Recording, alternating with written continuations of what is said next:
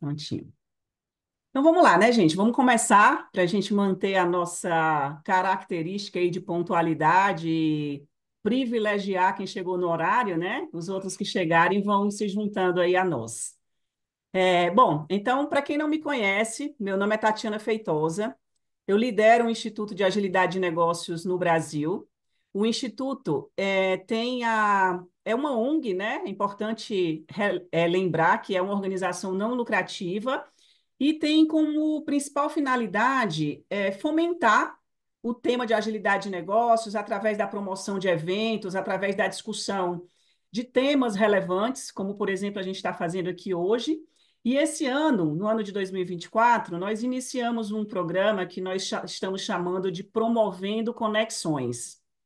E a ideia do programa Promovendo Conexões é que nós possamos conectar é, perspectivas diferentes, né, sobre os assuntos, para que nós possamos ampliar um pouco mais as discussões para além do que nós temos visto dentro dos contextos organizacionais, né? Normalmente as discussões elas ficam muito limitadas ao que a gente vivencia dentro das empresas e organizações. Estou gostando que vocês estão balançando a cabeça aí, concordando, né, Rafael?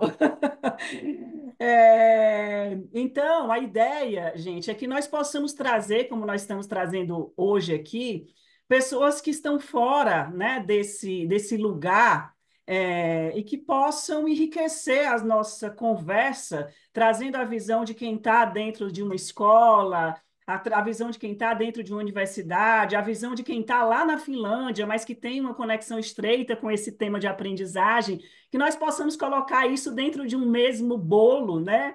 E possamos ter uma expectativa diferente do que a gente pode sair do outro lado, né? Então, eu gostaria hoje, no final dessa conversa, que a gente saísse não com respostas, né, sobre esse tema de aprendizagem, mas de repente com muito mais perguntas do que a gente inicialmente tinha, né, quando a gente começou esse encontro.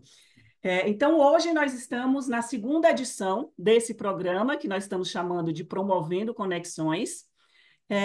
E essa edição, ela tem o objetivo de discutir os desafios da aprendizagem dentro do contexto organizacional, né?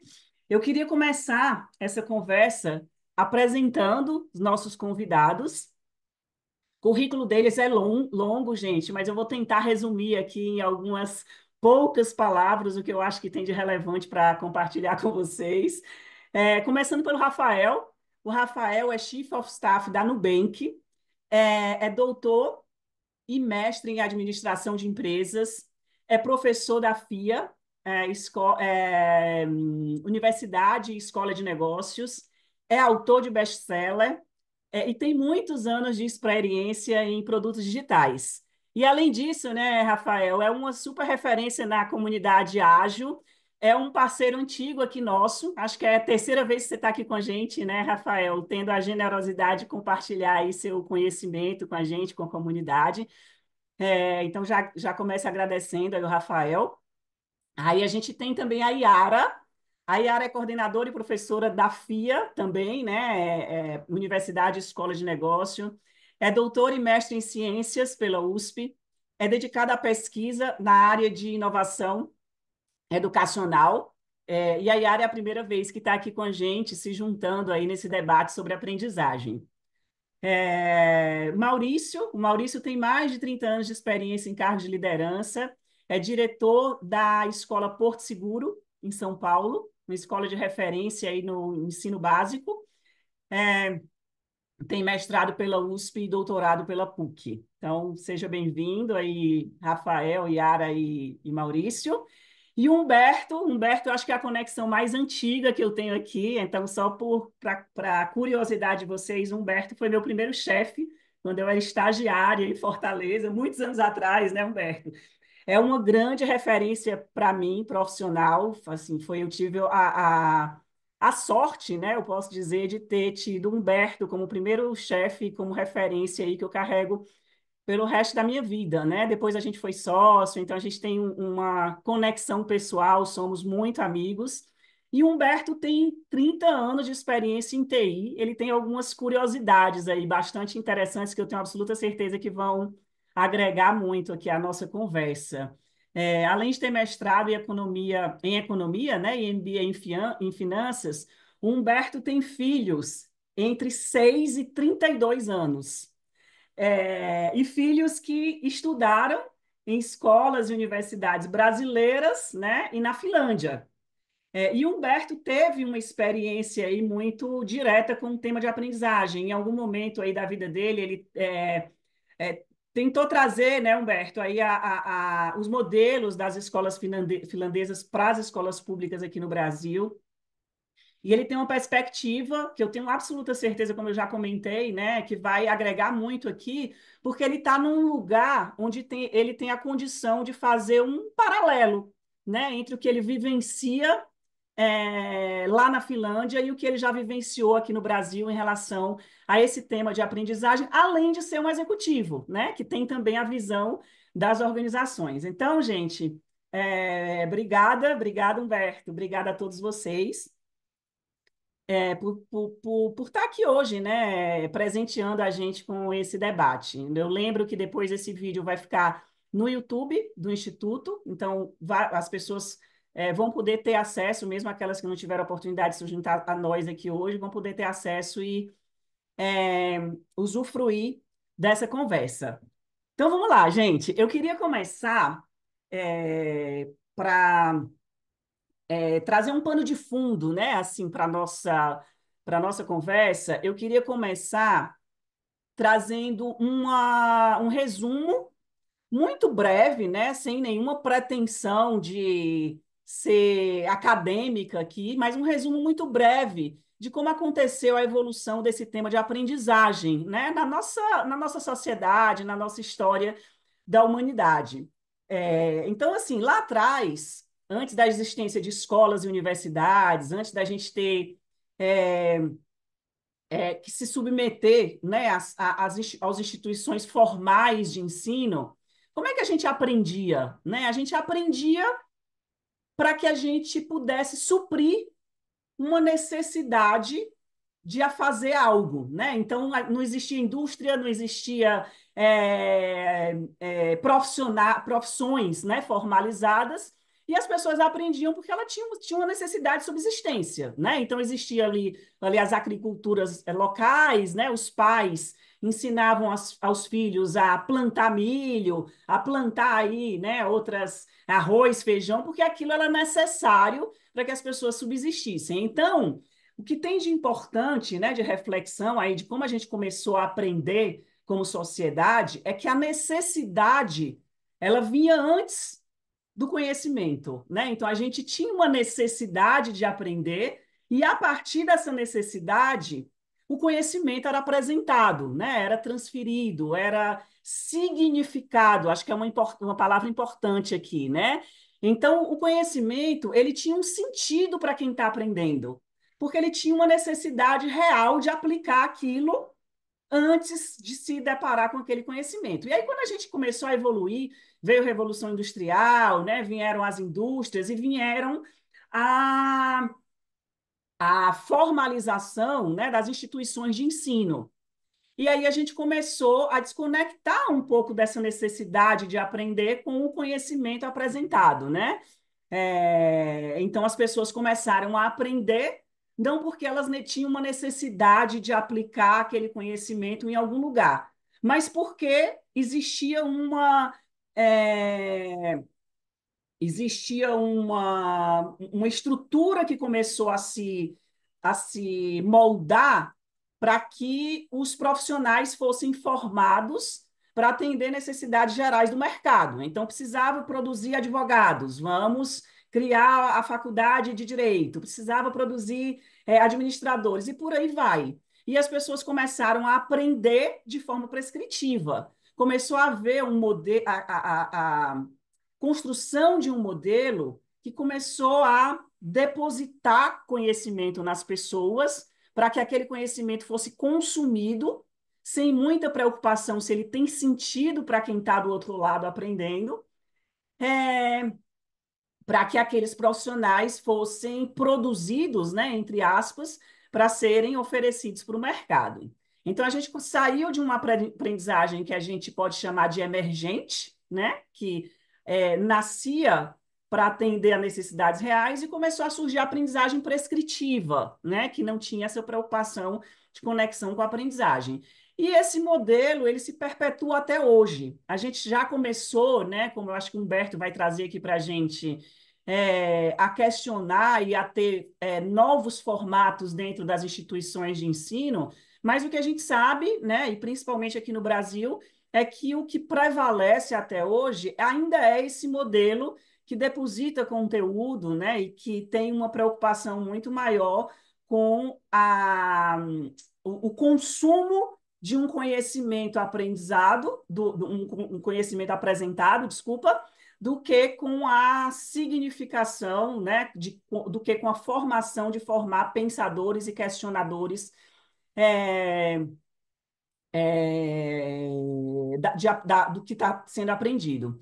Então, Rafael, dentro desse breve resumo, eu queria pedir para você começar essa nossa conversa contextualizando aí para a gente o que, na sua perspectiva, são os principais desafios com relação ao tema de aprendizagem que a gente vive dentro das empresas hoje. E aí, obviamente, né, se você achar que é pertinente fazer alguma conexão com tudo isso que eu trouxe anteriormente, fique à vontade, tá bom? Bom demais. Bom, obrigado, Tati, pelo convite. Para mim é sempre um prazer poder estar aqui né, em conexão com a comunidade. Acho que essa ideia da gente poder trocar, e especialmente esse programa novo da comunidade, que é trazer outras perspectivas, né, para a gente enriquecer o debate, acho que vai ser muito interessante. Tenho várias perguntas para fazer para a Yara, Maurício e Humberto aqui, né, porque acho que é isso, a gente vai confrontando as nossas experiências e criando, né, e conectando com aquilo que a gente vive nas organizações.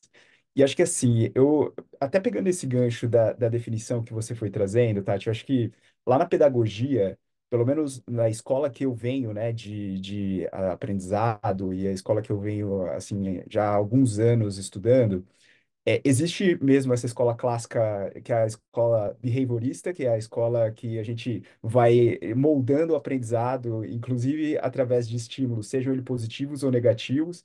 E aí, essa é uma escola que, até certo ponto, tem muita gente que é contra ela, porque usa-se muito punitivismo, né, para você poder moldar algum tipo de aprendizado. E aí, para quem é mãe, para quem é pai, sabe muito bem do que eu estou falando, né, sobre esse aspecto behaviorista, esse aspecto comportamental. A gente tem uma segunda escola, que é essa escola construtivista aí, que tem muito a ver com essa coisa dos downloads que você falou, né? Então, a gente entende que a pessoa, ela é uma caixa em branco e que a gente vai lá fazer o download de um monte de informação e essas pessoas vão pegar e vão começar a aplicar e replicar aquilo que foi trazido, né? E eu acho que tem uma escola que nos leva a pensar um pouco de forma diferente, que é essa escola do aprendizado baseado em problema, ou o aprendizado muito mais através digamos assim, do ambiente, né, e das soluções que vão sendo, das necessidades que vão emergindo do contexto, do ambiente, que eu acho que é um pouco dessa escola, pelo menos, que eu tenho tentado influenciar nos lugares que eu passo, porque aí isso começa a reduzir muito de resistências que existem dentro do ambiente organizacional quando a gente vai para o aprendizado clássico. Então, não sei vocês, mas assim, uma das coisas que as pessoas elas compartilham comigo sobre, especialmente capacitações, é que elas estão cansadas daquela capacitação formal dentro do ambiente de trabalho. Então, elas não querem mais passarem 8 horas, 16 horas dentro de uma sala de aula ou de um espaço no Zoom, escutando sobre um assunto por conta dessa desconexão entre o conteúdo que está sendo passado e a realidade que elas estão vivendo. Então, acho que esse já começa, assim, a ser um debate. Se a gente quer, de fato, trazer as pessoas para co-construir o aprendizado, não dá mais para ir nessa ideia do download, né, e da gente ir direcionando e, de fato, compartilhando conhecimento, apenas o conhecimento por si, né, ou apenas o conteúdo, eu vou até colocar aqui por si. O segundo desafio que eu queria trazer, e que eu acho que ele acaba sendo interessante também, é muito uma conexão entre o que a gente está identificando de necessidade de aprendizado versus os objetivos e metas que a organização tem. Porque eu acho também, né? E aí, aqui eu passei 2 anos dentro da estrutura de RH, né? E aí eu tive a oportunidade de interagir com pessoas que vêm de uma escola mais clássica de desenvolvimento organizacional. E um dos debates que eu tinha com essas pessoas era justamente de, será que a forma como nós estamos pensando habilidades, a forma como nós estamos pensando comportamento, elas se conectam com as ambições que a empresa tem de expansão, né, novos mercados, construção de produtos, o aspecto da inovação, talvez essa coisa da pessoa profissional, ela ter uma carreira que ela seja muito menos linear e muito mais móvel, né? Então, o modelo de arquitetar a aprendizagem dentro das empresas, ela conversa com isso. E aí, na prática, que pelo menos eu percebo, e aí é muito do meu empírico, né, o aspecto de vivência de mercado, é que as trilhas de carreira e até mesmo a forma como as organizações elas estruturam as grades de aprendizagem, elas acabam ainda sendo muito lineares ou muito fechadas, né? Ah, então, se eu sou uma pessoa de engenharia de software, eu preciso saber construir código muito bem, mas você constrói código para alguém, você constrói código que vai gerar resultado, ou existe uma expectativa de resultado para o negócio. Então, eu acho que essa multidisciplinaridade que a realidade do meio do trabalho ela acaba demandando, talvez as grades de aprendizagem organizacional elas não estão acompanhando essa velocidade. E aí, o último ponto que eu gostaria de trazer aqui é muito uma ideia, acho que um desafio, que é de a gente conseguir entender e criar experiências de aprendizado ao longo das interações no ambiente de trabalho. E aí, o que eu quero dizer com isso? Falando do universo de desenvolvimento de software, que é onde, né, eu acabei construindo e venho construindo a minha carreira, práticas como, por exemplo, programação em par é algo comum, assim, a gente já desde os anos 2000 e alguma coisinha já vem, né, trazendo essa ideia de pareamento, troca de conhecimento e tudo mais, muito numa perspectiva que é alguém que tem mais conhecimento do que eu, ela consegue transferir esse conhecimento e a gente vai trocando. Aí a pergunta que fica é, né, será que a gente consegue expandir esse tipo de abordagem, né, e aí lá na pedagogia tem o shadowing, né, ou você de alguma forma ir acompanhando outra pessoa, será que a gente consegue ir expandindo isso para outras possibilidades, outras experiências dentro do ambiente de trabalho? Aí, um outro ponto também com relação a essa questão do aprendizado acontecer na prática. Será que a gente está conseguindo, por exemplo, fazer com que, independentemente do papel que aquela pessoa tenha, ela se exponha a, por exemplo, um processo de tomada de decisão? Porque a gente sabe que as decisões acontecem todos os dias dentro da organização, independentemente do nível que aquela pessoa ela está, né, na hierarquia da empresa. Mas será que a gente está oferecendo a possibilidade da pessoa construir um frame de tomada de decisão, ou a gente está contando com que a pessoa ela tenha que saber isso, ou que ela, pior, né, ou que uma observação, ela siga aquele frame que eu tenho, e aí eu só estou replicando o meu modelo mental frente às outras pessoas. Então, acho que esses três desafios, de alguma forma, assim, eu percebo que eles estão postos dentro do ambiente de trabalho, e eu acho que começa-se aqui, especialmente no ambiente onde existe uma diversidade geracional, a gente a se questionar, será que os modelos estão cabendo, esses modelos de aprendizagem organizacional estão cabendo nessa teia que é o ambiente organizacional hoje em dia? Então, acho que essas são algumas das ideias que me vieram à mente aqui da sua pergunta. Perfeito, Rafa. Então vamos lá. Então, só para sintetizar, né, pelo menos do que eu interpretei aqui desses três pontos que o Rafael trouxe para a gente continuar aqui o nosso papo, né? Acho que o primeiro ponto a gente tem aí um cansaço, né, da educação formal, né? Uma percepção de desconexão, né, do que eu estou aprendendo ali nas 8, 16 horas, seja num treinamento online no Zoom, ou até mesmo num treinamento presencial, a percepção de desconexão. Eu aprendo ali e aí eu volto para a prática e eu não consigo conectar, né, Rafa, aquilo com a minha realidade.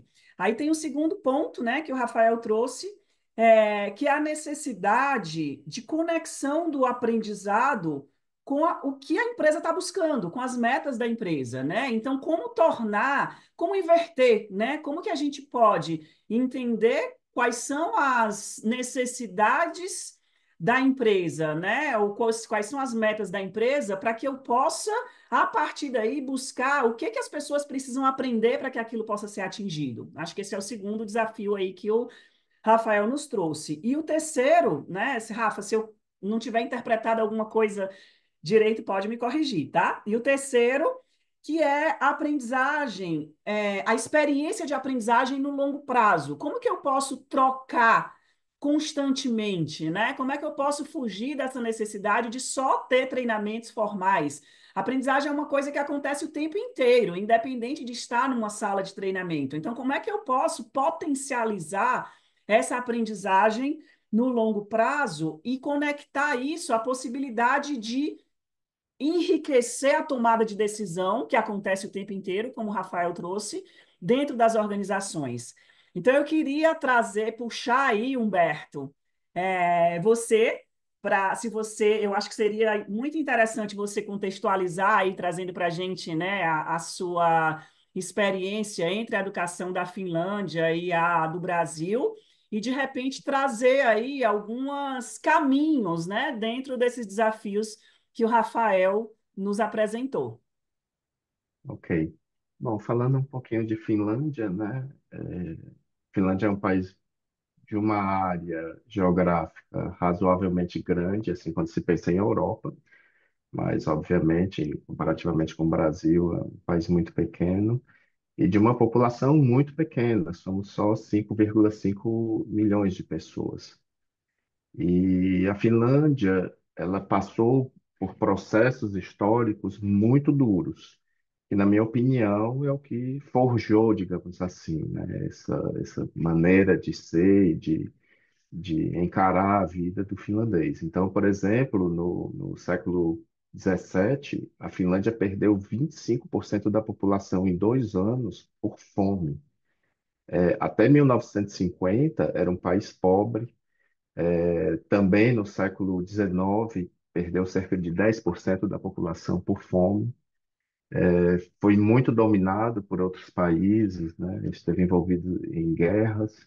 Na Segunda Guerra, perdeu 10% do seu território para a Rússia. E foi um absurdo. A segunda maior cidade finlandesa foi entregue à Rússia. E não é que os finlandeses ficaram lá e a Rússia passou a... Não, foi evacuado todo mundo.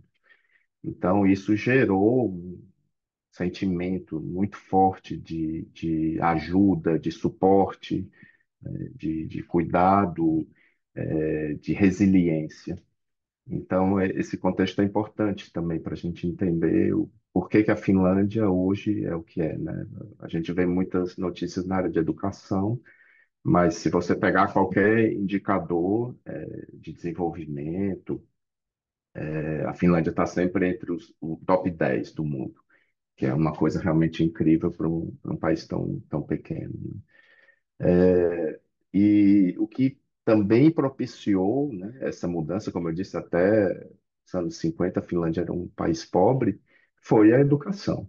Então, em um dado momento, houve uma decisão de Estado, na década de 70, de industrializar a Finlândia, transformar a Finlândia, e isso tudo veio através da educação.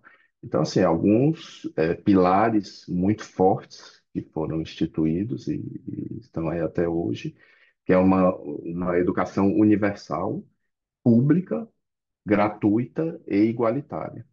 Então, aqui, para vocês terem ideia, somente 2% das escolas são particulares e são aquelas escolas internacionais, né, para filhos de expatriados. Então, não tem sentido você pagar por uma escola particular aqui, porque o nível da escola pública é impressionante, realmente. E 100% gratuita, desde a da primeira série até o pós-doutorado. E além de ser gratuita, digamos assim, o estudante recebe dinheiro para estudar a partir da universidade. Então, quando você leva em conta, por exemplo, todos os subsídios, ajudas, um estudante hoje recebe entre 1.000 e 1.200 euros por mês, para que ele seja independente, para que ele possa se desenvolver com tranquilidade. Então, assim, são alicerces muito fortes, né, que permitiram a Finlândia atingir o nível que tem hoje. Quando a gente fala em educação, depois eu posso explorar um pouco mais, mas tem algumas características muito interessantes. E vocês vão ver eu falando, não tem nada de espetacular, nada que não se saiba, né? Que esse talvez seja o caminho ideal. Mas o grande problema é realmente como implementar, né? Como fazer com que todas essas direções realmente elas sejam implementadas, executadas, né, e deem os seus frutos. Então, depois fiquem à vontade para fazer perguntas. Acho que é bem interessante a gente explorar essas características da educação finlandesa e como que isso se reflete na sociedade e principalmente nas empresas, né, que também é o nosso objetivo aqui, do debate.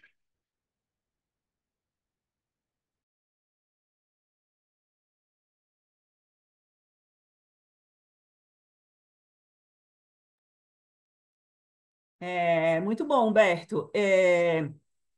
Obrigada aí pelo contexto. Acho que esse pano de fundo, né, da evolução, né, do que aconteceu na Finlândia, ele é bastante importante para a gente entender algumas características, né, e por que que a Finlândia é o que é hoje em termos de educação. Se você puder, Humberto, seguir, né, para gente, antes da gente passar para a Yara e para o Maurício, mas se você puder seguir, né, e falar um pouquinho agora da sua experiência com o tema de educação, né? O que que você, na sua visão, percebe que são características, né, e diferenças fundamentais que colocam a Finlândia, né, num patamar, acho que a gente pode falar assim, né, diferente, né, em termos de educação, em relação ao que você vivenciou, né, no Brasil ou em outros contextos, né? Então, o que que tem de relevante que você poderia compartilhar aqui com o grupo? Bom, eu diria que o principal fator, sem dúvida, é a formação de professores. Então, o professor aqui, ele tem uma formação muito intensiva. Para você ser professor, a concorrência é muito grande. Todo professor, desde a primeira série, tem que ter pelo menos mestrado. A partir da sétima série, além de mestrado em pedagogia, ele tem que ter também o bacharelado, né, naquela matéria que ele vai ensinar. Os salários são muito bons, comparado com qualquer profissão aspiracional, né, como se diria. E também o professor aqui tem um respeito imenso da sociedade.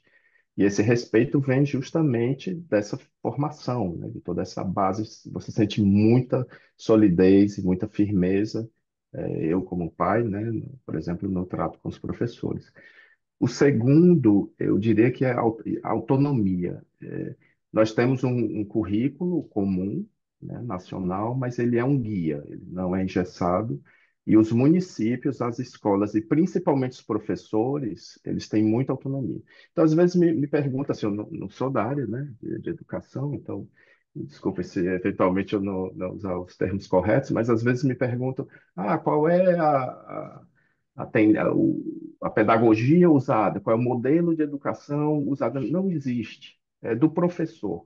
O professor tem uma formação e aí, de acordo com a realidade da sala dele, né, a escola do município que ela está inserida, ele aplica ali tudo que ele aprendeu.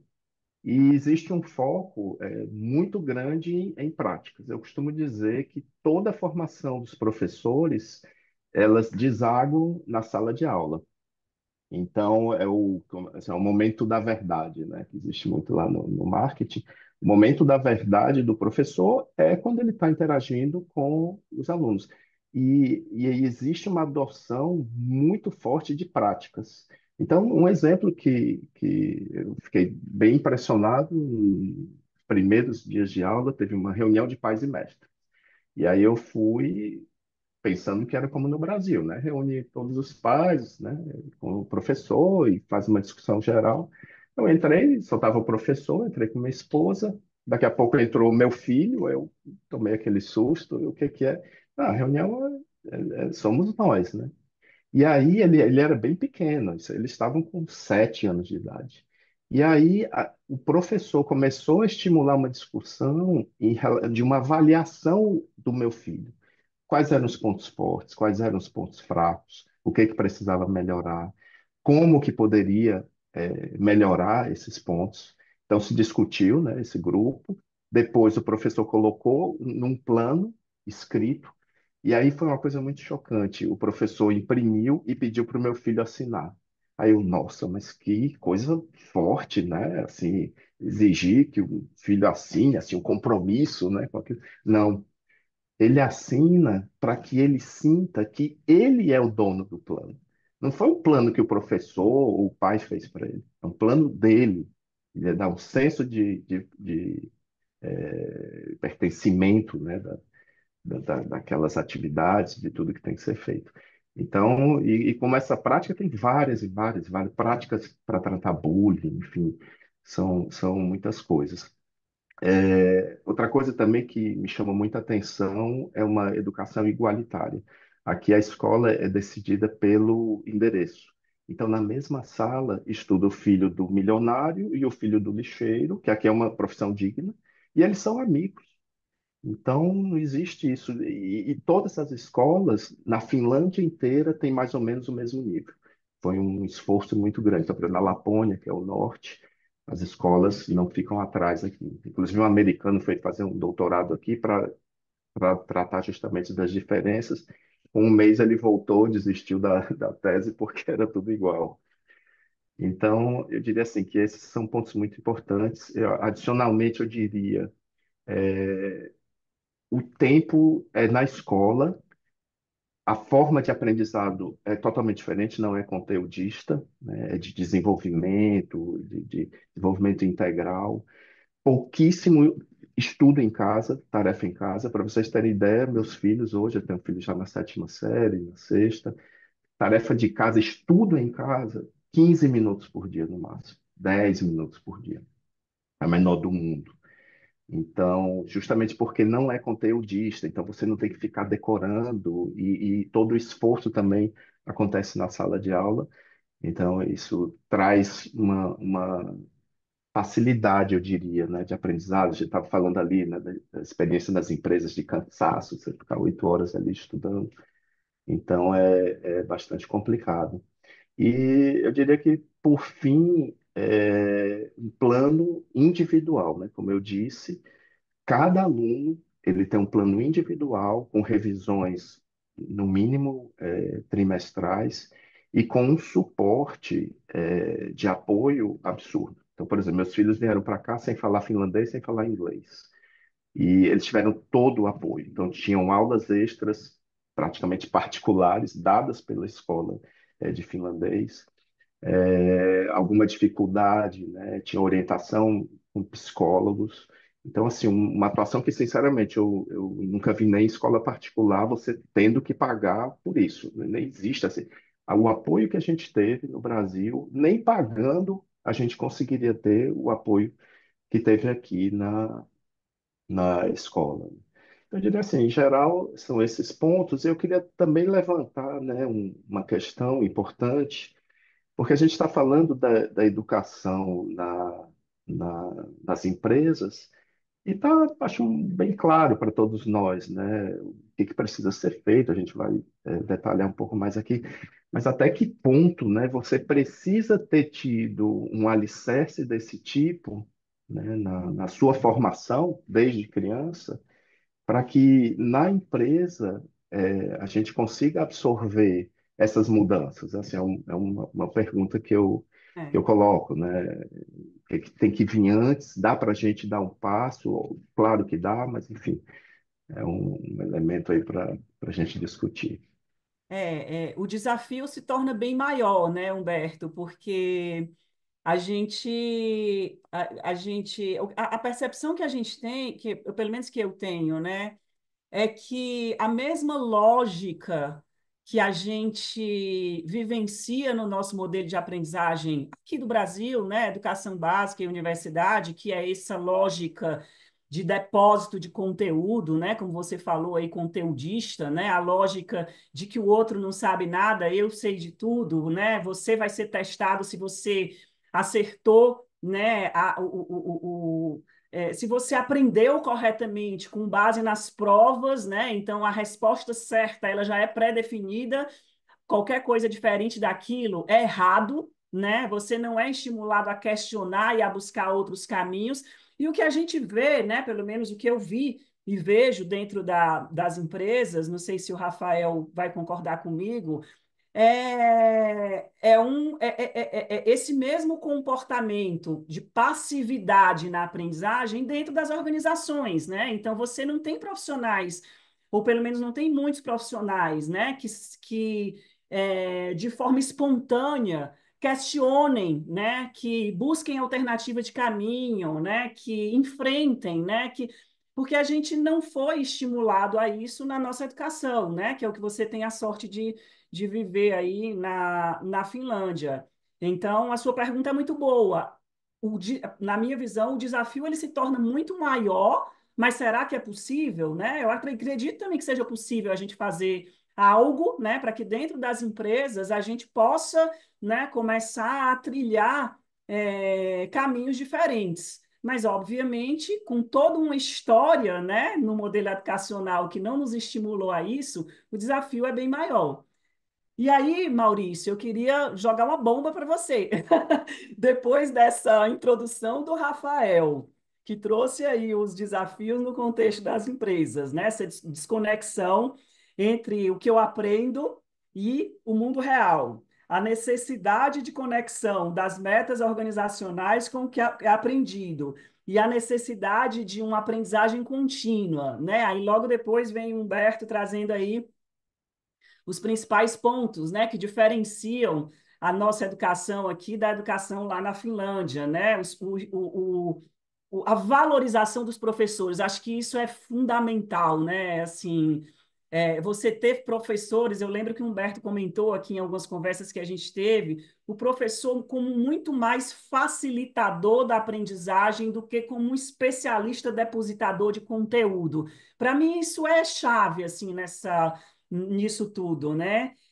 A autonomia, né? Isso também é fundamental, né? Você ter a condição de fazer essa conexão ali local, né? Do que é preciso aprender para ajustar a aprendizagem, não ser conteudista e ao plano individual, né? Assim, a valorização não só do que aprender, mas da forma de aprender. Do aprendiz, é colocar o aprendiz como protagonista, né? Assim, do processo, né? Não é quem está ensinando, mas é quem está aprendendo, né? Então, Maurício, eu sei que vai ser uma bomba aí para você, porque não está nas nossas mãos, né? No ensino educacional aqui no Brasil, a gente, obviamente, está num contexto, né? Muito maior do que o que a gente pode atuar, obviamente, a educação básica, ela tem e principalmente nas escolas particulares, como é o seu caso, né? Existe uma pressão muito grande, de um modo geral, dos pais, né? Obviamente, vai além disso, por colocar o aluno nas melhores universidades. Então, o que que significa isso, né? Colocar os alunos nas melhores universidades quando esse aluno estiver no mercado de trabalho. Então, Maurício, com base nisso tudo que você ouviu, como é que você acredita, o que que você pensa que a gente pode fazer, já iniciando lá no ensino básico, considerando essa grande restrição que a gente tem, que é essa pressão, né, por colocar os alunos nas melhores universidades, mas ao mesmo tempo a gente possa caminhar para formar profissionais protagonistas, formar profissionais questionadores, formar profissionais que possam desafiar, né, esse modelo impositivo que a gente ainda vive na educação básica, né, aqui no Brasil. Então, eu não sei como é que você vai se sair dessa, mas eu queria te ouvir. Obrigado, Tatiana, colegas. Foi muito bom ouvi-los, né? E acho que você me trouxe ao final a questão do ingresso na universidade. Eu quero falar sobre isso, mas eu quero, antes de mais nada, trazer a questão dessa valorização do professor. Então, eu acho que quando o Humberto traz a valorização do professor e a forma com que este professor é visto na Finlândia, e aí eu trago como mesmo ponto, por exemplo, a Coreia do Sul, né? E não à toa, ambos estão nas primeiras colocações do PISA. Então, a gente percebe que valorizar o professor, tê-lo, então, dentro deste conceito, no qual, como Humberto coloca, toda a formação voltada ao professor, todo investimento é aplicado diretamente na sala de aula. Como o Rafael colocou, por que nós não aplicamos, tanto na questão organizacional como nas escolas, por exemplo, o Problem-Based Learning, a PBL, como o Rafael colocou? Puxa, mas por quê, né, como você mesma colocou, Tatiana, essa questão do aluno, né, no centro, então, da aprendizagem? Ora, todos nós aqui nessa reunião sabemos que isso é fundamental para que a gente possa efetivamente ter um ensino diferente, um ensino melhor e alcançarmos melhores resultados. Agora, eu trago essa questão que você me provocou ao final com relação à universidade. Percebam, todos vocês acompanharam nos últimos tempos a questão do novo ensino médio e agora a mudança, né? A tentativa de uma reformulação do novo ensino médio, chamado por alguns colegas de novíssimo ensino médio, mas que de novo e novíssimo a gente não restou nada. Então, e por que, né, essa questão? A única coisa que eu posso dizer para vocês é que efetivamente houve um avanço, se é que podemos chamar assim, baseado em tudo que a gente acabou de dizer, na questão da carga horária. Então, avançou-se para uma carga horária integral, só para a gente não complicar, não falar de 3.000 horas, falar o que é a formação geral básica, itinerários, que não é o caso aqui. Só para a gente dizer assim, então, uma formação em tempo integral. Mas uma formação em tempo integral que não está ainda junto com uma formação de professores que a gente deseja, com o objetivo, então, de transformarmos o ensino médio e a educação básica em algo mais atrativo para os alunos. Por quê? Porque ainda estamos vinculados no Brasil a uma ideia central, a uma ideia de vestibular, a uma ideia de seleção para ingresso na universidade. E estamos vinculados também a uma universidade como sendo essencial para que este aluno se torne um profissional. Então, isso é muito estranho, porque a gente percebe que as coisas não dialogam. Se a gente quer que se desenvolva, vou puxar o Rafael também a fala dele novamente, habilidades e competências, que a gente possa trabalhar com metodologias ativas, que a gente possa pensar em PBL. Eu estou com os filhos da medicina e eu fico fascinado, quer dizer, é muito antigo isso, a gente já estudou, né, na época que eu fiz pedagogia, a gente estudou como funciona mesmo a prática na sala de aula, como eles no internato agora, então, fazem o ensino prático. A gente sabe disso, mas e aí? Quer dizer, e essa pressão, que não é uma pressão só dos pais, como você colocou, para bons resultados para a universidade, mas a gente percebe o seguinte: não houve, né, uma contrapartida a partir de todo esse pensamento de mudança que a gente objetivou, todos nós educadores objetivamos fazer, com a universidade. Então, a faculdade, ela bateu o pé e disse, não, nós queremos que continue o processo seletivo do jeito que está, e não há mudança. Então, para que a gente pense num professor valorizado, num professor numa escola pública, com a sua valorização, com o seu trabalho, sem, né, passar por tudo que eles passam, a violência que a gente sente, quer dizer, olha como está aqui, quer dizer, um professor assim que possa ter autonomia, né, uma escola igualitária pelo endereço, não conteudista, né, com pouca tarefa em casa. Veja, é tudo o contrário do que a gente está vivenciando. É um caminho longo, um caminho que a gente precisa ter clareza que nós desejamos para o mercado de trabalho e o mercado de trabalho anseia por alguém diferente. Poucas faculdades estão buscando modelos, e eu louvo as que estão buscando modelos de seleção em que não se pense apenas na questão de funil, na questão mesmo conteudista para a solução do ingresso, e sim em entrevistas, em outras possibilidades que a própria organização, as empresas já têm dentro dos seus processos seletivos. E eu louvo a isso porque acho que este é um caminho para que a gente possa mudar também o ensino médio, onde eu atuo mais diretamente, mas a educação básica. Por quê? Repito, habilidades e competências, bons professores, formação, investimento nesses professores, investimento nestes alunos que estão caminhando, estão seguindo, estão desejando, como Humberto disse, quer dizer, olha só, de sétima série em diante, né, já com o mestrado, esses professores, com toda essa autonomia, acho que isso nos traz a reflexão de que o mercado precisa de algo diferente, nós ainda estamos com processos muito arcaicos em termos de seleção para a universidade. Acho que a própria universidade, como vocês disseram, também em alguns momentos, como nós na educação básica, somos muito conteudistas, e eu acho que a gente precisa mesmo enxergar, e por isso a importância da nossa conversa, enxergar todas as experiências, enxergar essas diferenças e fazer com que as mudanças ocorram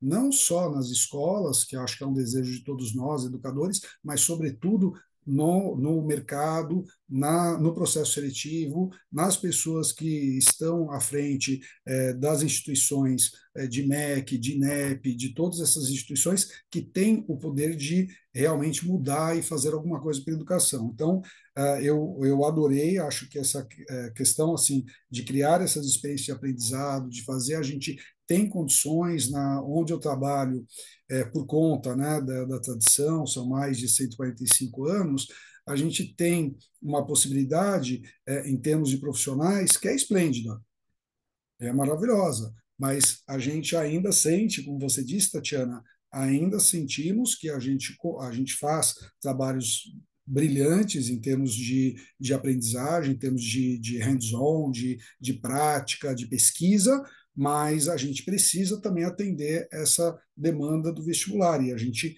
continua um pouco engessado nisso, e os colegas, diretores, amigos que eu converso, estão ainda mais sobre essa necessidade de engessamento. Então, eu agradeço, acho que esse ambiente para a gente debater, para a gente pensar a educação brasileira, o prisma que o Humberto traz, o que o Rafael já trouxe em relação à empresa, né, o que a gente precisa fazer em termos de formação, acho que pode e deve nortear para que a gente melhore ainda mais na educação básica. Perfeito, Maurício. E eu acho que, no mínimo, a gente tem que dialogar, né? Como a gente está fazendo aqui. No mínimo, a gente tem que provocar. No mínimo, a gente tem que levar essa discussão, como você falou, para quem tem o poder de decisão, para quem pode mudar, né, além da nossa esfera de atuação, para que se haja reflexão do que essa desconexão significa, né, dentro do contexto organizacional, de quem está recebendo esses profissionais, depois de passar pelas escolas e pelas universidades, qual que é o impacto disso na sociedade? Qual que é o impacto disso na realidade dos negócios? Então, quando a gente começa a se fundamentar para que a gente possa buscar esse diálogo, né, e materializando o que essas desconexões significam, de repente a gente começa a encontrar caminhos, né? E eu acho que até a gente chegar em algo mais palpável, a gente precisa conviver e encontrar alternativas para os paradoxos, né? Como que a gente pode, ao mesmo tempo, conviver com esse desafio de colocar os alunos nas melhores universidades, mas estar também pensando em como formar profissionais protagonistas, em como colocar esse aprendiz no centro do processo de aprendizagem, em como se preocupar com os desafios que o Rafael trouxe aqui, né, de trazer possibilidades desse aprendiz continuar o processo de aprendizagem o tempo inteiro dentro do ambiente que ele tiver. Então, a gente tem aí eu vejo nesse tema de aprendizagem, a gente vai ter um longo período aí de transição desses modelos, mas que a gente vai precisar conviver aí com determinados paradoxos para que a gente possa, né, enriquecer, né, e aprender aí com a Finlândia, que obviamente tem uma história muito diferente da nossa e que por isso colocou a Finlândia no lugar onde ela está, nesse tema de educação, que não é o nosso caso, mas a gente pode aprender, a gente pode modificar, né? E no lugar onde a gente está, o que a gente pode fazer é dialogar, é provocar e é buscar as pessoas que têm poder de influência para que elas, no mínimo, conheçam o que essa desconexão significa. E aí, Maurício, você trouxe um outro ponto que eu queria trazer aqui também, né, antes de passar para a Yara, que é a questão dos professores, né? Então, essa questão dos professores, eu acho que para mim, né, nisso tudo que a gente está conversando, ela é muito central. E quando a gente fala de valorização, essa valorização que o Humberto comentou e que você comentou, ela, para mim, ela vai muito além da valorização do ponto de vista de reconhecer o professor.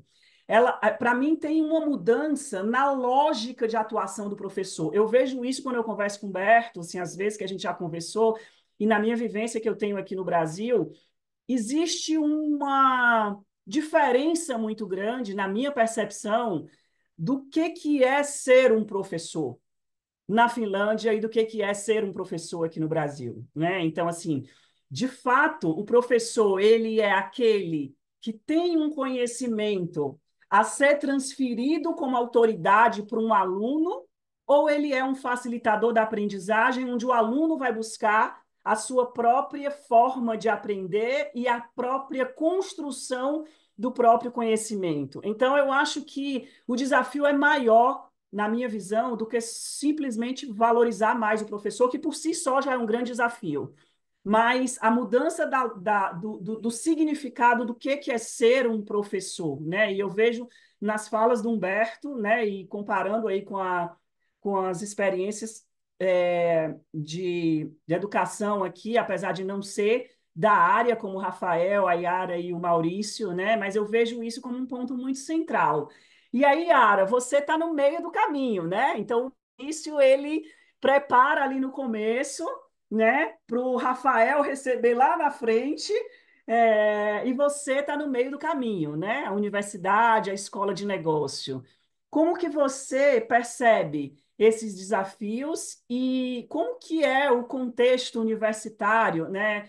Hoje na sua visão, né? Então, eu imagino que você tenha, obviamente, como sendo uma pessoa aí, né, da área, é, a consciência desses desafios aí que o Rafael está trazendo, também a consciência do que o Maurício vivencia antes de você, mas a gente sabe que existe aí a questão de um currículo rígido, né? Os programas sem muita flexibilidade, os métodos de avaliação, né? Eu acho que isso também é muito importante, e isso cabe tanto para as universidades como para a educação básica e ensino médio, né? Um método de avaliação que é certo ou errado, né? Que não que não dá alternativas, né? Para o aluno pensar de forma diferente. E como que você vê isso no seu contexto, Yara? Bom, boa noite a todos, aqueles que chegaram depois. Então, salve aí a todos que chegaram. Tatiana, você passou a batata quente para mim, porque começamos aqui com uma contextualização maravilhosa que a Tatiana fez, depois passamos por algumas coisas que o Rafael deixou para reflexão, o Humberto com a sua experiência lá na Finlândia e o Maurício com sua expertise educacional, onde ele trabalha. Bom, vou tentar aqui alinhar e não esquecer de nada e também falar um pouco do que vocês estão colocando no chat. Quando a Tatiana e também o Rafael falam dessa caixa em branco, eu fico imaginando. Eu tenho até uma figurinha que eu adoro, né? Que é o aluno assim, uma pessoa com o cérebro cortado no meio, abrindo a caixinha ou na empresa na hora do treinamento, ou dentro de uma sala de aula, e o professor ou o treinador, a pessoa que está ali ministrando algo, ele vai pegando aquelas palavras, elas vão incorporando no ser, como Matrix, pronto, capturei todo a sapiência daquele ser. Hashtag só que não, né? Isso não acontece. Isso não é verdade. E aí eu lembro do que Paulo Freire falava. sobre a educação bancária. E, gente, eu estou dos dois lados. Eu estou na universidade e estou nas organizações. Então, eu vejo essa questão da aprendizagem das duas perspectivas. E aí, em se falando dessas duas perspectivas, eu costumo dizer que em cada uma delas você tem que colocar o líder de aprendizado. Quem é que faz a liderança de aprendizagem na sua organização? Quem é o profissional que faz a liderança de aprendizagem dentro da sua instituição, seja ela de ensino médio, básico, superior, não importa. Quem é o líder de aprendizagem? Sabe por quê? Quando a gente olha uma orquestra linda e maravilhosa, estamos aqui, vamos, se a gente pudesse, ainda não tem tecnologia, mas daqui a uns aninhos a gente vai ser teletransportado para o municipal. Já estão se sentindo no municipal? Ai, que delícia! Todo mundo lindo, aquelas coisas maravilhosas. Você olha aquela arquitetura e pensa, meu Deus, nossa, como que esses profissionais fizeram coisas maravilhosas. E aí aquela orquestra começa a tocar. Já imaginaram que o maestro pode não saber tocar todos os instrumentos? Eu não conheço nenhum que saiba tocar todos os instrumentos. Mas um bom maestro, o que que ele vai fazer? Ele não permite que ninguém desafine. Esse é o líder de aprendizagem. Ele não precisa saber sobre tudo, e ele nem vai ser possível saber sobre tudo, mas ele não vai deixar que ninguém da organização desafine. Ele percebeu lá um desafio, ele vai procurar. Vem aqui, vamos conversar? E aí, quando a gente fala vamos conversar, o tal feedback.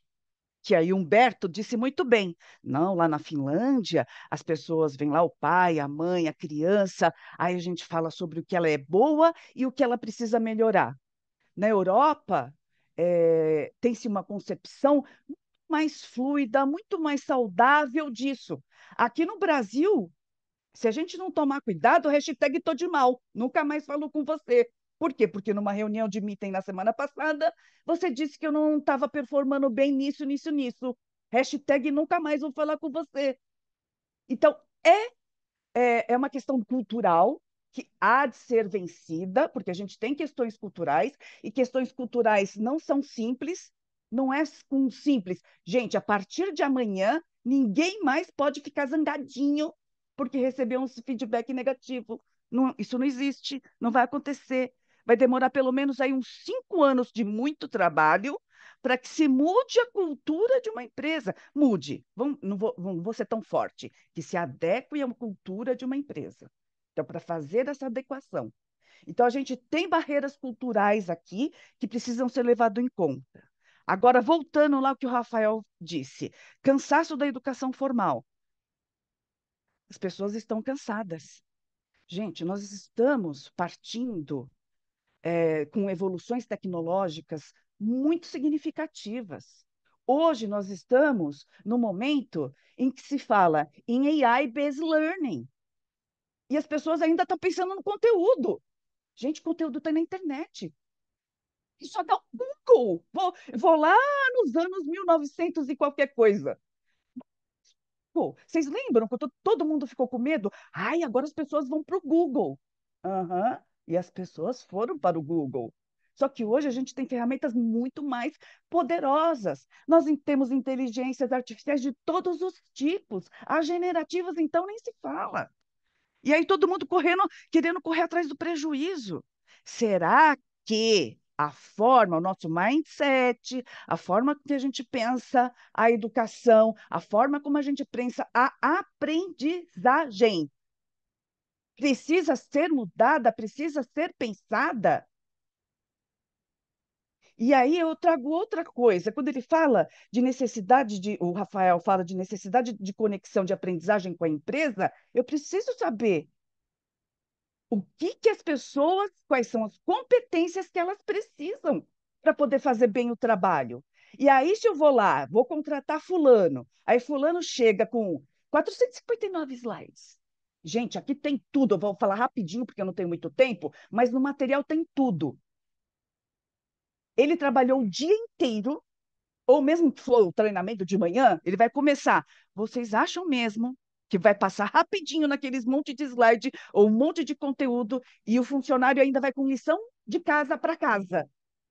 O funcionário e o aluno, se for na faculdade, é a mesma coisa. O professor passa rapidinho e fala, gente, veja o conteúdo.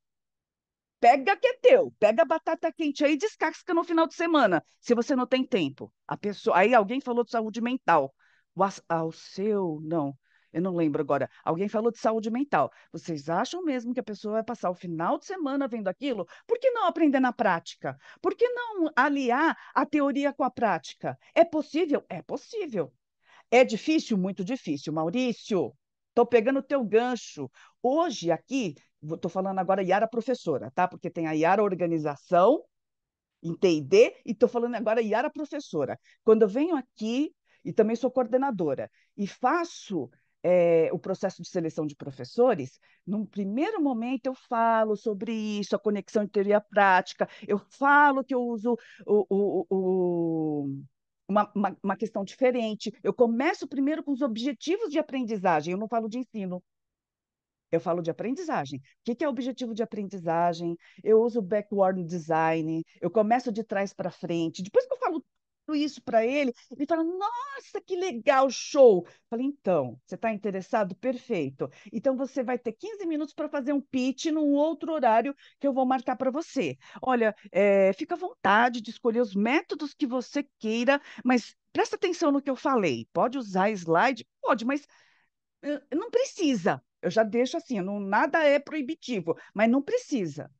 Maurício do céu, no dia são poucos é que realmente conseguem trazer aquilo que a gente pede, são muito poucos. Agora, alguns entendem. Falei, será que a falha é minha? Não, porque alguns chegam, já chegam colocando. Você tem a teoria? Tem, porque a teoria é importante, mas a teoria é de um jeito diferente. A teoria não precisa ficar só eu aqui falando e vocês escutando. Eu posso aprender na prática uma teoria. A de ter criatividade, de ver como que eu posso fazer isso. Então, é essa necessidade da conexão com a empresa, Rafael, de pegar a teoria e colocar na prática. O que os funcionários estão precisando, vamos colocar na prática. Quais são as ideias que vocês têm? Mostre o que vocês fazem de melhor, vamos compartilhar aqui com a equipe juntos, sabe? Essa questão da pessoa que detém o conhecimento versus você que não sabe nada, gente, já era, já foi. Nessa era de disrupção, o pessoal ainda está falando nas universidades, nos colégios de LMS. Gente, a gente já está na época do LXP, Learning Experience. As pessoas, os alunos, os funcionários, colaboradores, querem experiências de aprendizagem. É por isso que eles querem fazer um curso seu, é por isso que eles querem aprender, é por isso que eles querem se desenvolver. E alguém aqui, acho que 2 ou 3 pessoas falaram no chat, a autonomia é fundamental. Se você não tem autonomia, gente, não vai dar em nada. É a mesma coisa um projeto. Vou fazer aqui um projeto. Aqui somos todos de uma mesma empresa.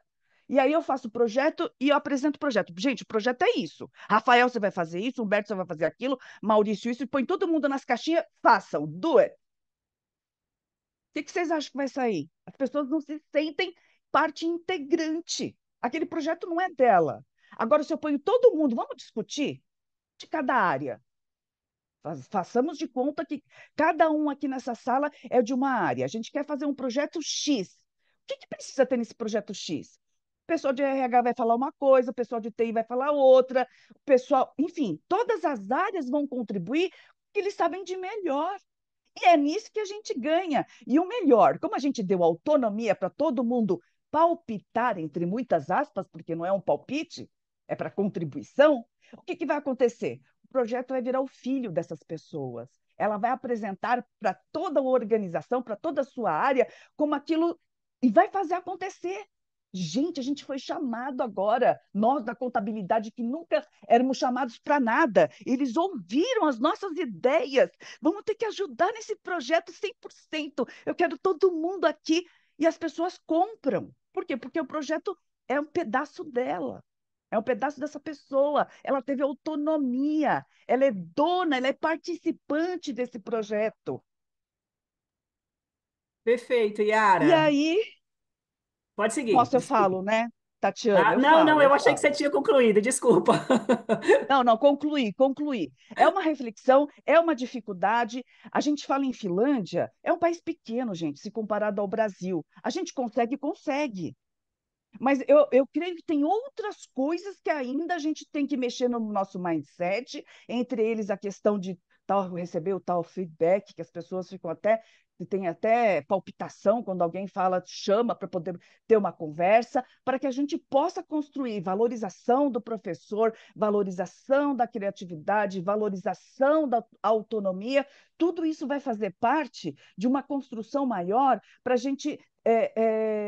Para esses desafios todos que a gente tem no processo de ensino e aprendizagem. Eu nunca mais falei processo de ensino. Há muito tempo que eu falo é o processo de ensino e aprendizagem de mãos juntas para poder conseguir fazer alguma coisa pelo nosso país e a gente consegue. A gente tem capacidade, a gente tem pessoas boas, a gente tem pessoas que acreditam e a gente tem pessoas que principalmente querem fazer diferente. Obrigada, É. Tatiana. Imagina, Yara, obrigada a você. Excelente, e a gente sabe, né, gente, que a questão é extremamente complexa, né? E é exatamente por ser complexa que ela requer tanto diálogo, né? Não é algo que a gente, de uma hora para outra, vai ter uma evolução significativa, né? É um caminho longo, mas é um caminho que, para ser trilhado, ele precisa de bastante diálogo, né? Para que a gente possa juntos aí, a gente sabe que essa questão da aprendizagem e da educação, ela vai muito além até do próprio tema da aprendizagem e da educação, né? Em um país onde a maior parte da população é pobre, onde é um país onde a maior parte da população não tem recursos, né, para estar nem na sala de aula, independente de como seja essa sala de aula. Então, a gente sabe que a questão vai muito além, né, do tema de aprendizagem em si. Mas é preciso discutir, é preciso conversar, é preciso dialogar e é preciso conectar os pontos. Como eu comentei no começo, a gente não pode restringir essa discussão em grupos que só discutem dentro dos seus grupos. A gente precisa conectar diferentes perspectivas para que a gente possa ampliar, né, o que a gente consegue enxergar de caminhos. E aí, a gente sabe também, né, que eu acho que é uma outra coisa que eu queria pontuar aqui, que essa questão, à medida que a gente avança na nossa história, na nossa evolução, ela se torna cada vez mais crítica, né? Porque eu estou falando da perspectiva desse modelo conteudista, de depositador de conteúdo, porque o volume de conhecimento ele vai ser cada vez maior, né? Então, cada vez menos a gente vai conseguir aprender sobre tudo que existe. E cada vez mais a gente vai precisar de uma outra lógica de aprendizagem. Como que eu posso priorizar o que aprender? Como que eu posso aprender o que é preciso para fazer algo? Então, essa lógica de aprendizagem, ela vai ser cada vez mais necessária, né? Outro dia eu estava conversando com um professor da Universidade de Medicina e ele falou, gente, a faculdade de medicina que hoje tem 5 anos, ela não é mais suficiente para que os alunos aprendam todo o conteúdo. E a gente precisa que esses alunos aprendam um conteúdo dentro desses 5 anos, porque não adianta aumentar para 7, depois daqui a alguns anos para 10, depois, daqui a pouco o aluno vai passar a vida inteira dentro da faculdade. Então a gente percebe que é a lógica da aprendizagem que precisa ser modificada, né? Como é que o aluno pode aprender a buscar o conhecimento quando ele é necessário? Como que ele pode priorizar o que aprender? Então, acho que esse é um grande ponto de reflexão, né? A lógica de aprendizagem precisa ser revisitada. E dentro desse contexto, Rafael, eu queria, para finalizar aqui o nosso bate-papo e tentar responder aí algumas questões que estão no chat, é, eu tenho uma percepção, né, como consultora aqui, né, colocando meu chapéu de consultora e como prestadora de serviço aí na área de aprendizagem, eu tenho uma percepção muito grande das áreas de RH, é, no sentido de buscarem os conhecimentos e o que é preciso aprender dentro de um determinado contexto de uma forma desconectada também, né? Então, você, como sendo uma pessoa de RH, eu queria ouvir a sua perspectiva. Então, normalmente, eu sou muito, né, contactada com a seguinte questão: poxa, o que que tem aí de novidade? Me apresenta o que que tem aí de novidade para a gente trazer aqui para as pessoas. Quando eu acho que a pergunta não deveria ser essa, né? Pode ser que tenha um monte de coisa de novidade, mas o que que é necessário no seu contexto? O que que o negócio está precisando realizar? E para que o negócio realize isso, o que que os profissionais estão precisando aprender? Qual é a necessidade de aprendizagem que precisa ser apresentada? É o que eu queria que você falasse um pouquinho. A Yara trouxe um ponto aí muito importante, né? Quem é que lidera esse tema de aprendizagem? E como que essas pessoas podem ser melhor preparadas para tratar esse tema de aprendizagem dentro da organização? A aprendizagem não é só oferecer treinamentos formais, é muito mais amplo do que isso. E como é que você vê isso dentro das empresas, Rafa? Existe algum movimento, né, de ressignificação desse tema de aprendizagem, ou dos próprios RHs também buscando, né, um maior aprofundamento nisso? Como é que você vê isso? É muito interessante, Tati, porque é um tema que tem evoluído. Existem várias escolas que têm debatido sobre como conseguir aterrissar a aprendizagem para a realidade. Então, assim, a Yara, por exemplo, é coordenadora de curso aqui de uma formação para essas pessoas que são essas lideranças, né, que estão refletindo e repensando o que acontece dentro do dia a dia.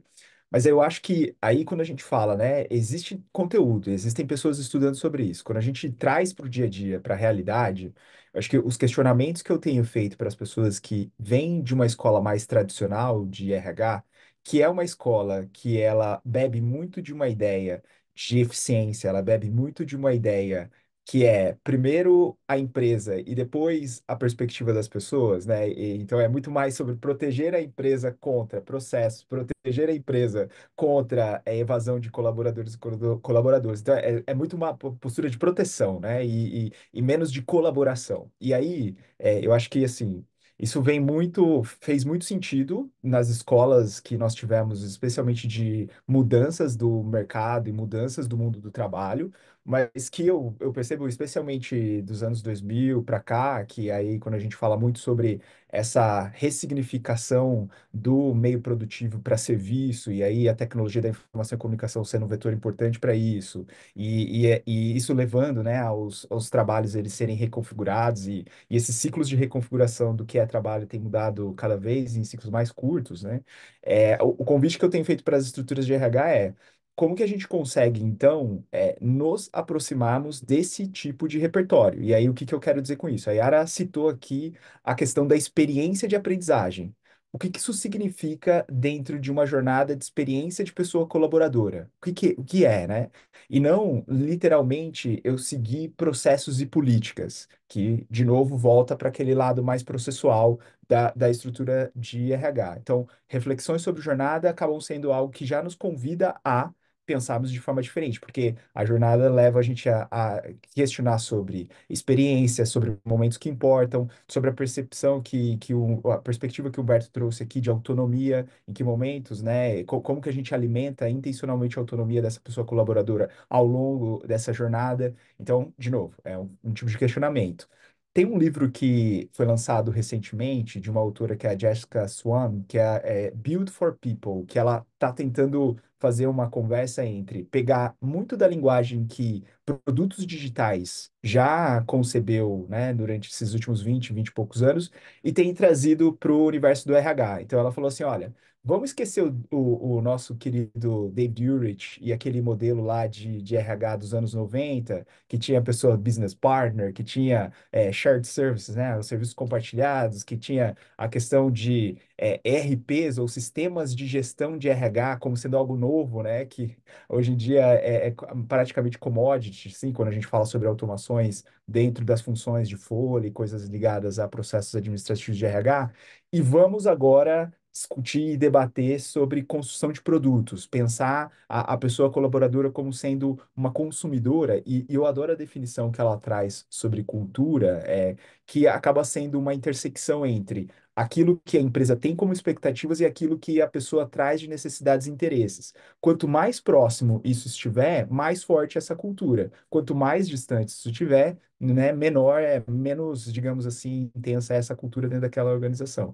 Então, acho que é esse tipo de referência que é o convite que eu tenho feito para as pessoas de RH, porque isso vai nos ajudar especialmente a pensar nessa multidisciplinaridade com relação a conteúdos e referências, a ideia de que a formação clássica que a gente teve até então, de um ensino fundamental, ensino médio, ensino universitário, para quem tem acesso, isso dentro desse universo que a gente está, né, já não, assim, ele tem que ter outros tipos de significado. E aí eu fecho o meu comentário, tá, te dizendo assim, toda essa parte de desenvolvimento organizacional e treinamentos, especialmente dentro das organizações, quanto mais distante essas pessoas estão do debate sobre o que é prioridade do negócio, e aí quando eu digo prioridade do negócio é receita, otimização de custos, eficiência de tempo, a questão de conseguir aumentar a base de clientes e assim por diante, que pensando numa instituição privada, é isso que vai trazer a sustentabilidade para o negócio. Quanto mais longe, menor é a capacidade de assimilação sobre essas competências e capacidades, e maior é a tendência de me conta o que tem de novo. E aí, o que geralmente acontece na prática? Uma baixa adesão das pessoas para esse o que tem de novo, porque as pessoas vão lá e lá vem aquela palestra que o RH contratou, não tem nada a ver com o meu dia a dia. Ou vou lá, participo, mas estou de câmera fechada aqui resolvendo as minhas coisas, né, no dia a dia. E aí, quando vem uma pesquisa de engajamento, de reação, ninguém responde, porque ninguém gostou, mas ninguém quer falar que não gostou, certo? Então, eu acho que todos esses aspectos vão fazendo a gente se questionar se está sendo efetivo ou não esses modelos de aprendizagem que vêm sendo adotados, né? Então, acho que aumentar e expandir o nosso repertório para a jornada já seria uma ótima forma de reciclar aí a atuação. Tá no mudo, Tati? E é um desafio que como eu tinha comentado lá no começo, né? É um desafio que exige a ressignificação, né, desse tema de aprendizagem em todas as esferas, né? A gente está conversando aqui, lá no ensino básico, no nível médio, é lá na universidade, é dentro das empresas, é o RH que contrata, é a consultoria que oferece as experiências de aprendizagem também, né? Então, assim, é uma necessidade de reflexão ampla, né, que a gente vê.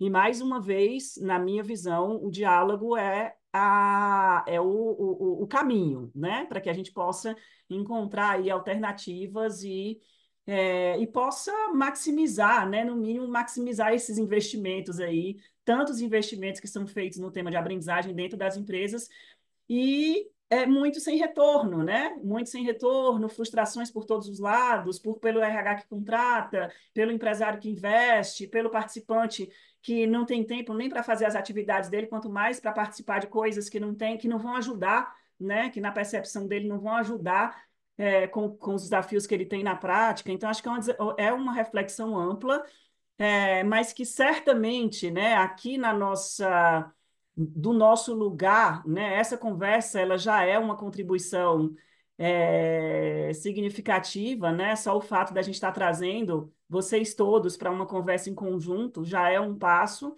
que a gente espera dar outros. A gente está caminhando aqui para o final, infelizmente, né? A conversa, o tempo passa rápido. Para o final aqui da nossa conversa.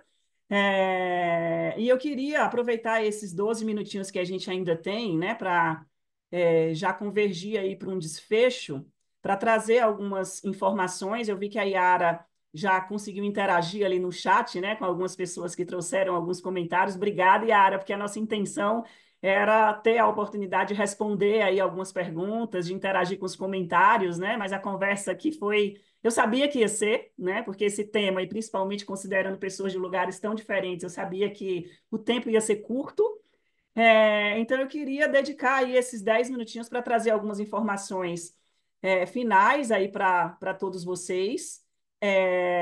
Lembrando, né, o que eu comentei no começo da nossa conversa, essa é uma iniciativa que tem o objetivo de promover esses debates, né, de uma forma mais ampla, trazendo pessoas de lugares diferentes. para que a gente possa avançar, né? Eu não acredito que a gente consiga avançar se a gente restringir os diálogos a um grupo, né, específico de discussão. Nós teremos outros até o final do ano, com temas que são relevantes aí, que estão. A gente sempre faz pesquisas para entender o que as pessoas estão buscando, né, ouvir mais, para trazer as pessoas que a gente entende que são relevantes aí para a discussão. E sempre depois de um debate como esse, com pessoas que são aí ou especialistas ou que têm uma experiência profunda, a gente faz um debate interno no Instituto, que a gente chama de ECOA. Então, vocês já estão convidados, todos que estão aqui assistindo e outras pessoas que vão ver o vídeo depois, para o nosso ECOA sobre o tema de aprendizagem, que vai acontecer no dia 29, no mesmo horário, de 18 a 19h30. E aí a gente tenta ampliar essa discussão que a gente teve hoje aqui com Humberto, a Yara, o Rafael e o Maurício, né? Então a gente traz para a nossa comunidade internamente que aspectos que foram importantes aí que eles ouviram de vocês, para que eles possam trazer dúvidas, possam trazer reflexões e a gente possa ampliar ainda mais essa conversa e de repente dar continuidade nela em outros fóruns. Então, gente, vocês todos que estão assistindo estão convidados. É, e aí eu queria, né, nesses últimos minutinhos finais, a gente vai colocar aí no chat uma pesquisa.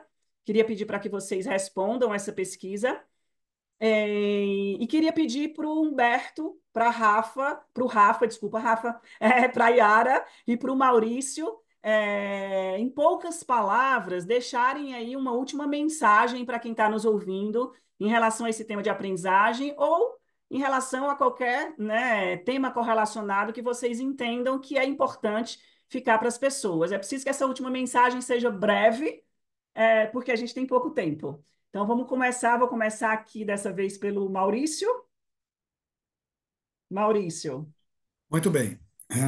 Eu estou à disposição de todos aqueles que estão aqui já mandando a mensagem pelo chat e que participaram conosco. Fiquem à vontade, entrem lá no LinkedIn, me chamem, vai ser um prazer a gente ampliar essas discussões e conversar com vocês. Quero dizer que foi muito proveitoso, adorei conhecê-los, foi uma delícia esse debate, essa conversa, foi muito proveitosa. E quero dizer assim, sei que essa questão de comparação entre um país que já está educacionalmente, pedagogicamente, com resultados muito prósperos, e com tudo que o Humberto nos trouxe, às vezes, quando a gente compara com a nossa situação, fica um pouco desvantajoso e um pouco desanimador. Não desanimem. Nós somos um país jovem, a gente vai chegar lá, a gente precisa pressionar para que a gente consiga fazer as mudanças que aqui falamos durante a nossa conversa. Muito obrigado. obrigada, Maurício. Rafa, Eu diria que assim foi incrível. Eu tenho meu bloquinho de notas aqui, né? Depois ele me ajuda a fazer um compilado, né, de tudo que foi essa troca. Queria agradecer o convite e acho que especialmente pensando que estamos falando sobre mudanças que elas são profundas, do quanto nós estamos percebendo os ambientes onde nós estamos de forma mais sistêmica, né? Porque até o tema da prova a gente não citou aqui, mas a gente poderia ter falado sobre o Peter Senge, né? E as organizações que aprendem, assim, certo? Então, acho que a escola do pensamento sistêmico, ela acaba sendo uma boa forma também da gente lidar com tudo isso que a gente abordou aqui durante a nossa conversa. Então, de novo, fica aqui o agradecimento e o canal aberto para a gente poder continuar esse debate através de LinkedIn e outras redes. obrigada, Rafa. Humberto, Bom, foi ótimo, pessoal. Eu queria também falar, né, dessa questão do não desanimar. Cada um tem a sua história, cada país tem a sua história. Com certeza a gente pode dar passos, né, na direção do nosso próprio caminho, do Brasil. Então, é um esforço contínuo, mas que para mim também passa um pouco por iniciativas de transformação da sociedade, que foi o que aconteceu aqui. Então, a redução de desigualdade, que leva ao engessamento, então são muitos problemas que, se a gente também conseguir trabalhar na sociedade, ele vai refletir na escola e vai refletir na empresa, com certeza. Por fim, eu só queria corrigir, Maurício, acho que eu me expressei de forma equivocada, o mestrado é exigido desde a primeira série, tá? E uma mensagem final, Tatiana, que você falou do papel do professor, né, que é o rei do conteúdo. Uma coisa que fala muito aqui, o meu filho de 6 anos chama a professora pelo nome. Isso diz muito, né? Não é senhora, não é professora, não é aquela entidade, né, inatingível, justamente por isso, né? Ele não é um especialista de despejar conteúdo, né? Ele é realmente um facilitador, acolhe, então faz toda a diferença. Obrigado e estou à disposição também, Tatiana, se quiser depois compartilhar meu WhatsApp com o pessoal que está assistindo, fica à vontade. O pessoal tem muita curiosidade sobre a Finlândia, nossa educação, estou sempre à disposição. Obrigado. Legal, Humberto. Obrigada, obrigada. Yara, Tati, aproveitando o teu gancho, a sua última fala, você falou assim, então, os funcionários, eles vão lá e fazem o treinamento, e às vezes eles não pegam, falam que não tem tempo, ou deixam para ver depois, porque quando a questão é conteúdo, é expositivo, a gente fala, o que que vai ser? Ah, expositivo? Então eu posso ficar com a câmera fechada e posso trabalhar aqui na minha segunda tela, eu não preciso prestar atenção, eu pego o conteúdo depois. Sabe quando é que vai ser o depois? São nunca. Nunca mais vai pegar aquilo. Agora, quando você tem que fazer alguma coisa, quando você vem para a prática, gente, vamos pôr a mão na massa, vamos fazer aqui. E aí não, aí você está imerso. Então, meu último recado para vocês: também estou nas redes sociais, Instagram ou LinkedIn, fiquem à vontade, mas avante as lideranças de aprendizagem. Bora todo mundo junto aprender, realmente. é isso aí. E é isso, e Muito obrigada pelo convite. Adorei o papo.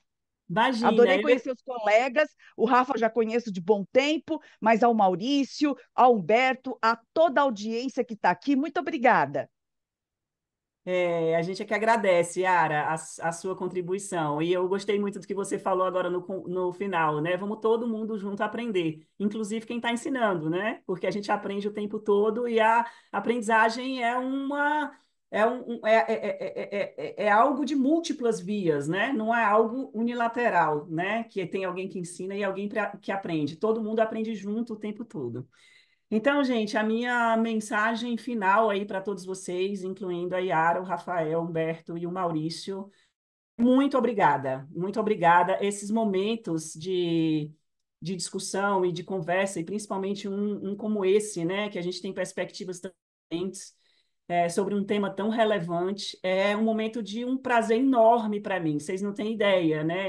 Se eu pudesse, eu faria isso o tempo inteiro, né? Porque é um momento que a gente aprende muito e a gente aprende com pessoas que a gente gosta, né? E que a gente admira. A Yara, o Rafa, o Humberto e o Maurício não estão aqui à toa, né? Eles foram é, selecionados, né? Acho que essa é a palavra, com muito carinho, né, para que pudessem proporcionar generosamente, né, como eles, Humberto lá na Finlândia, já muitas horas à frente da gente, né, está aqui para, com muita generosidade, compartilhar aí o rico conhecimento deles com todo mundo. Então, muitíssimo obrigada, espero ver vocês todos em breve. Vou ver, né? Porque eu não me desconecto, né, de cada um de vocês. Vocês vão estar sempre convidados para estar aqui de novo com a gente. É, e também estou à disposição de todos, né? Espero vocês no dia 29 para a gente continuar essa conversa e também nos nossos outros futuros encontros. A gente fica por aqui. Obrigada, gente. Tchau, tchau. Bom final de dia para todos.